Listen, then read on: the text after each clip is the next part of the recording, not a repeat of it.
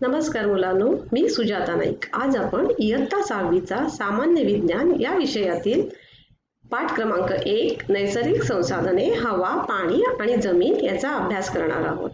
आजच्या वर्गात आपण हवेविषयी माहिती जाणून घेऊया, पण ह्याच्या अगोदर नैसर्गिक संसाधने म्हणजे काय ह्याच्याबद्दल थोडी माहिती जाणून घेऊया।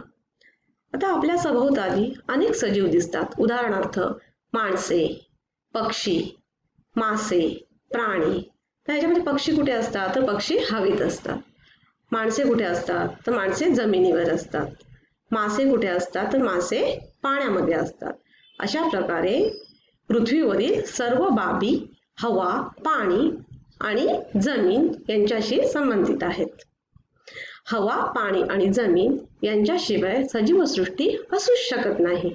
पण मला आता सांगा की हवा, पाणी, जमीन हे मानवाने तयार केलं आहे का तर नाही, ते निसर्गाने आपल्याला दिलेलं आहे। म्हणून त्यांना आपण नैसर्गिक संसाधने असे म्हणतो। संसाधने म्हणजे काय तर सजीवांसाठी आवश्यक असलेल्या वस्तू। याचाच अर्थ असा की पृथ्वीवरील सजीवसृष्टी टिकून राहण्यासाठी व त्यांच्या मूलभूत गरजा पूर्ण करण्यासाठी हवा, पाणी आणि जमीन हे महत्त्वाचे घटक आहेत आणि त्यांनाच नैसर्गिक संसाधने असे म्हणतात। तर मला कोणी सांगेल का आवरण म्हणजे काय तर तुम्ही आवरण असलेली फळं बघितलीच असाल, जसे की नारळ, अक्रोड। आवरण म्हणजे काय? आवरण म्हणजे कवच। आवरण कसलं काम करतं तर संरक्षणाचं काम करतं। आपल्या पृथ्वीच्या भोवती सुद्धा 3 आवरणे आहेत। तर ती कोणती तर शिलावरण, जलावरण आणि वातावरण। शिलावरण म्हणजे काय? जर पृथ्वीवर जो जमिनीचा भाग आहे त्याला शिलावरण म्हणतात आणि पृथ्वीवर जो पाण्याचा भाग आहे त्याला जलावरण म्हणतात आणि पृथ्वीभोवती जे हवेचा भाग आहे त्याला वातावरण असे म्हणतात। मग या तिन्ही आवरणामध्ये सजीवांचा संचार असतो, म्हणून या तिन्ही भागांना जीवावरण असे म्हणतात। नैसर्गिक संसाधन हवा याविषयी आपण आज माहिती घेणार आहोत। पृथ्वी सभोवताली अनेक वायूंचे आवरण आहे, त्यास वातावरण असे म्हणतात। म्हणजे हवा म्हणजे काय तर हवा म्हणजे ही अनेक वायूंचे मिश्रण आहे। मग हवेमध्ये कोणकोणते वायू आहेत ते आपण पाहूया। तर वातावरणामध्ये नायट्रोजन, ऑक्सिजन, कार्बन डायऑक्साईड, 6 निष्क्रिय वायू, नायट्रोजन डायऑक्साईड इत्यादी वायू आहेत आणि या वायूंखेरीज पाण्याची वाफ, धूलिकण हे अन्य घटक सुद्धा आहेत। मग हवेतील विविध घटकांचे प्रमाण दाखवणारी ही आकृती आपण पाहूया। या आकृतीवरून असं समजते की हवेमध्ये सगळ्यात जास्त नायट्रोजन वायू आहे आणि त्याचे प्रमाण किती आहे तर ते 78% आहे। श्वसनासाठी लागणारा ऑक्सिजन हवेमध्ये 21% आहे आणि आर्गॉनचे प्रमाण किती आहे हवेमध्ये तर 0.9% आहे। कार्बन डायऑक्साईडचे प्रमाण 0.03% आहे।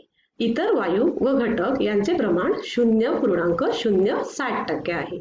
आता आपण हवेतील विविध घटकांचे प्रमाण बघितले, पण हे हवेतील वायू हे वातावरणाच्या वेगवेगळ्या थरांमध्ये आढळतात। तर ते कुठले थर आहेत ते आपण पाहूया। वातावरणाचे 5 थर आहेत। तर ते कुठले तर तपांबर, स्थितांबर, दलांबर, आयनांबर आणि बाह्यांबर। तर तपांबरमध्ये हवेतील एकूण वायूंच्या सुमारे 80% वायू असतात। स्थितांबरमध्ये वायूंचे प्रमाण 19% आहे, म्हणजे कमी होत आहे। दलांबर आणि आयनांबरमध्ये वायूंचे प्रमाण खूपच कमी होते। बाह्यांबर यात वायूच नसतात। म्हणजे याचा अर्थ असा की पृथ्वीच्या पृष्ठभागावरून आपण जसे जसे वरती जात जातो तसे वायूंचे प्रमाण कमी होत जाते। तर हवेतील सर्वच वायू आहेत हे सजीवांसाठी उपयुक्तच आहेत, पण हवेतील वायूंचे काही उपयोग पाहूयात। तर नायट्रोजन सजीवांसाठी प्रथिने बनवण्यासाठी नायट्रोजनचा उपयोग होतो। तसेच अमोनिया निर्मितीमध्ये सुद्धा नायट्रोजनचा वापर केला जातो। खाद्यपदार्थ हवाबंद ठेवण्यासाठी नायट्रोजनचा वापर केला जातो।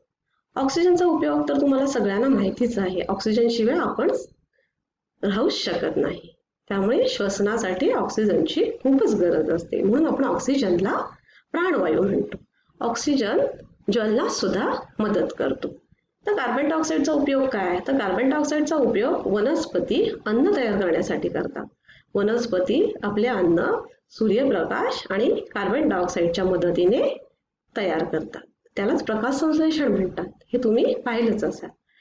कार्बन डायऑक्साईडचा अजून उपयोग कुठे होतो? तर अग्निशामक नळकांड्यांमध्ये होतो, म्हणजेच आग विझवण्यासाठी होतो. तर आर्गॉनचा उपयोग कुठे होतो? तर आर्गॉनचा उपयोग विजेच्या बल्बमध्ये होतो. निऑनचा उपयोग कुठे होतो? तर जाहिरातींच्या दिव्यांमध्ये आणि रस्त्यावरच्या दिव्यांमध्ये निऑनचा उपयोग होतो. फ्लोरोसंट पाईपमध्ये क्रिप्टॉन वापरतात. झेनॉनचा उपयोग कुठे होतो? तर फ्लॅश फोटोग्राफीसाठी. तर आपण हवेतील विविध महत्वाचे वायू बघितले आणि त्यांचे उपयोग बघितले. पण अजून सुद्धा हवेमध्ये एक वायू आहे, त्याचा सजीवांसाठी फार महत्वाचा उपयोग आहे आणि तो वायू म्हणजे ओझोन. ओझोनचा थर कुठे असतो? तर वातावरणाचा जो स्थितांबर हा थर आहे, त्याच्या खालील भागात ओझोनचा थर आहे. ओझोनचा उपयोग प्रत्यक्षरित्या आपल्याला होत नाही, परंतु उंच पृथ्वीभोवती ओझोनचा थर असणे आपल्यासाठी फार महत्वाचे आहे.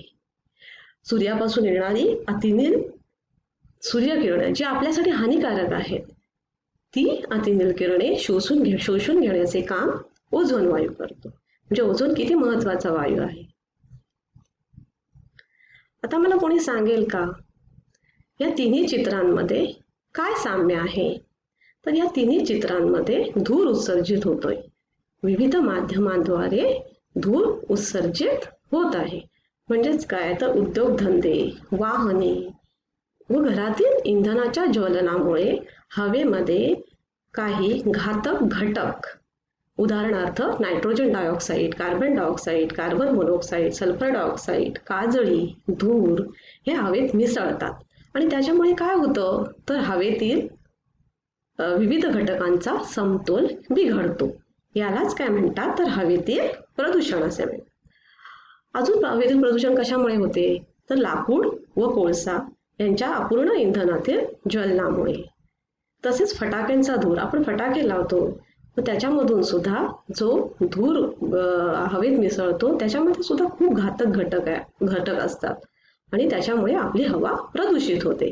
कचऱ्याचे ज्वलन, जेव्हा आपण कचऱ्याचे ज्वलन करतो तेव्हा जो धूर पसरतो तो धूर हवेत मिसळतो आणि त्याने सुद्धा आपली हवा प्रदूषित होते. अजून कशामुळे वायूचे प्रदूषण होते?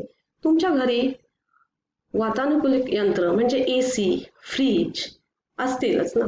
मग त्या यंत्रामध्ये हवा थंड करण्यासाठी CFC म्हणजे क्लोरोफ्लोरोकार्बन्स आणि कार्बन टेट्राक्लोराइड हे रासायनिक वायू वापरले जातात आणि हे रासायनिक वायू हवेत सोडले तर ते हवेत मिक्स होतात आणि ओझोनचा नाश करतात. हवेतील प्रदूषणाचा आपल्या मानवी आरोग्यावर सुद्धा खूप परिणाम होतो. दूषित हवा आपल्या श्वसन यंत्रणेवर परिणाम करते. परिणामी आपल्याला श्वसनाचे अनेक आजार होतात, जसे की खोकला, दमा. वृक्षांची वाढ सुद्धा खुंटते, त्याच्यामुळे पक्षी आणि प्राणी असुरक्षित होतात. तर हवेचे प्रदूषण रोखण्यासाठी आपण काहीतरी प्रतिबंधात्मक उपाय केले पाहिजेत. मग कोणते उपाय केले पाहिजे ते आपण पाहूयात. सरकार 16 सप्टेंबर रोजी ओझोन संरक्षण दिन म्हणून सरकारचे उपक्रम की 16 सप्टेंबर रोजी ओझोन संरक्षण दिन म्हणून साजरा केला जातो. तर त्या निमित्ताने ओझोनचे महत्त्व सर्व लोकांना पटण्यासाठी फलक उपक्रम म्हणजे काय? तर मुंबई, पुणे यासारख्या महानगरांमध्ये रहदारीच्या ठिकाणी हवेमध्ये असलेल्या विविध घटकांचे प्रमाण दाखवणारे फलक लावलेले असतात. त्यामुळे तेथील लोकांना हवेमध्ये किती घातक घटक आहेत याचे प्रमाण समजते. आता हे झाले सरकारचे उपक्रम, पण आपण काय केलं पाहिजे? हवा प्रदूषित नको व्हायला किंवा हवेचे प्रदूषण रोखण्यासाठी आपण काय करायला पाहिजे? तर आपण सार्वजनिक वाहतुकीचा वापर केला पाहिजे. जवळच्या अंतरासाठी सायकलचा वापर केला पाहिजे किंवा पायी गेलं पाहिजे. वृक्षतोड थांबवली पाहिजे. वृक्षारोपण करणे गरजेचं आहे. CNG वाहनांचा वापर केला पाहिजे. तर विद्यार्थ्यांनो, आज आपण काय शिकलो? तर नैसर्गिक संसाधन हवा याविषयी आपण आज माहिती घेतली. मध्ये हवेमध्ये कोणकोणते घटक आहेत, कोणकोणते वायू आहेत, त्यांचा उपयोग, हवा कशी प्रदूषित होते, त्याचे उपाय, वायू प्रदूषणाचे प्रतिबंधक उपाय कोणते, हे आपण शिकलो. पुढच्या भागात आपण पाण्याविषयी माहिती घेणार आहोत.